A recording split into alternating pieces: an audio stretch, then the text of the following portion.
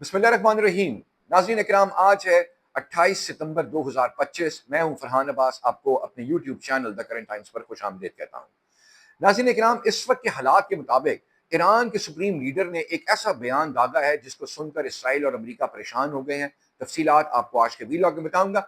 Vlog शुरू करने से पहले आपसे रिक्वेस्ट है कि चैनल को सब्सक्राइब कीजिएगा और बेल आइकन दबाना मत भूलिएगा। नाज़रीन इकराम, इसराइल का वज़ीर आज़म नेतन्याहू अक़वाम मुत्तहिदा की जनरल असम्बली के इजलास में गया।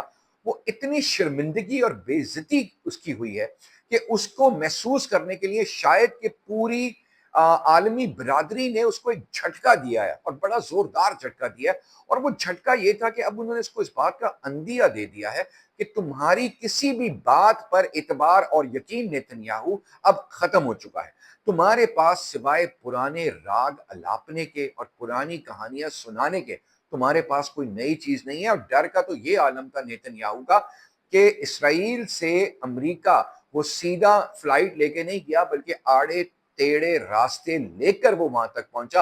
और उसके बावजूद जब तमाम ममालिक के वफूद ने अक़वाम मुत्तहिदा की जनरल असम्बली के इजलास का इसकी प्रेजेंस और तकरीर के वक्त बाइकआउट कर दिया, वो बहुत जिल्लत आमेज एक रवैया समझा जाए अगर, तो ये वो बहुत बड़ी बेइज्जती हुई है नेतन्याहू की। शायद कि वो इस बात को समझ जाए और अपने गुनाहों की माफी का तलबगार हो मुसलमानों से, गजा के मुसलमानों से।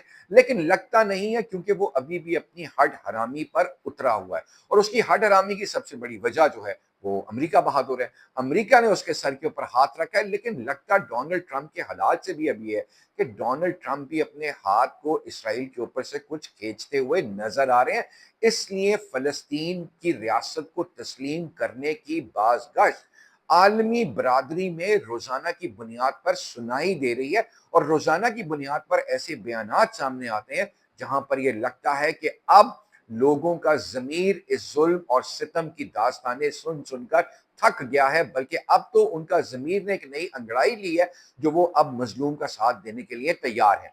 अब इसके ऊपर एक बहुत बड़ा एक वाकया रूनुमा हो गया, एक स्टेटमेंट आ गया है।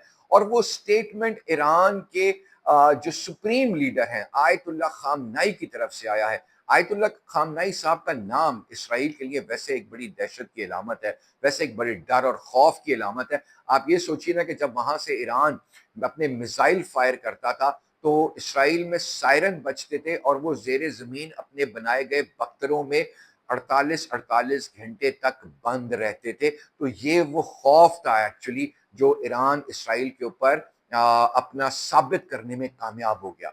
अब आयतुल्लाह खामनाई साहब के बयान की तरफ आ जाएं तो आयतुल्लाह खामनाई साहब ने ये कहा है कि हम जौहरी हथियार नहीं बनाएंगे। उन्होंने कहा कि हम अपने जो जो हथियार इंसानी और इंसानी जान और इंसानियत के लिए मुहलिक होगा, हम कभी वो काम नहीं करेंगे, क्योंकि हम इंसानियत पर यकीन रखते हैं। तो हमारा जो प्रोग्राम है एटमी प्रोग्राम, वो हमारे सिविल यूटिलाइजेशन के लिए बहुत शानदार कारनामा है और वक्त की जरूरत भी है। हम उसको जारी रखेंगे। बिल्कुल ठीक है जी। ये बयान अगर आप सुने तो आलमी बरादरी, खसूसी तौर पर अमेरिका, यूरोप, इसराइल एक लंबी सांस लेंगे। लेकिन अगले सेंटेंस में उनका सांस एकदम उन्होंने घोट दिया। वो कहते हैं कि हमने 25 अरब डॉलर का मुआहदे रशिया के साथ एटॉमिक एनर्जी प्लांट्स 4 नए लगा रहे हैं और उसके लिए हमने 25 अरब डॉलर का मुआहदा कर लिया है।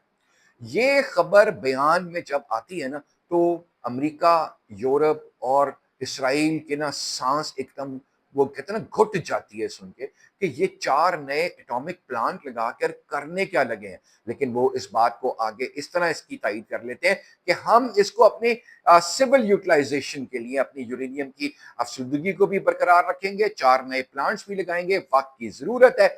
और इसको अहाता करके बात को वो यहाँ पर खत्म कर लेते हैं। लेकिन अब आलमी बरादरी के कान खड़े हो चुके हैं। अब अगर रशिया ने 25 अरब डॉलर का मुआहदा ईरान के साथ कर लिया है और वो जौहरी प्लांट लगाने का मुआहदा है, तो वो जौहरी प्लांट की सिविल यूटिलाइजेशन के साथ साथ अब आप सोचिए कि अमेरिका, इसराइल या यूरोपीय ममालिक की खुफिया एजेंसीज किस हद तक इसकी सर्वेलेंस को बढ़ा देंगी, क्योंकि ईरान के ऊपर उनको हमेशा से ये शक है कि ईरान किसी वक्त में भी एटमी हथियार बना लेगा। अब तक के वीलॉग के लिए इतना ही। अगले वीलॉग तक के लिए इजाजत। पाकिस्तान जिंदाबाद, पाकिस्तान पाइंदाबाद, पाक फौज जिंदाबाद, पाक फौज पाइंदाबाद।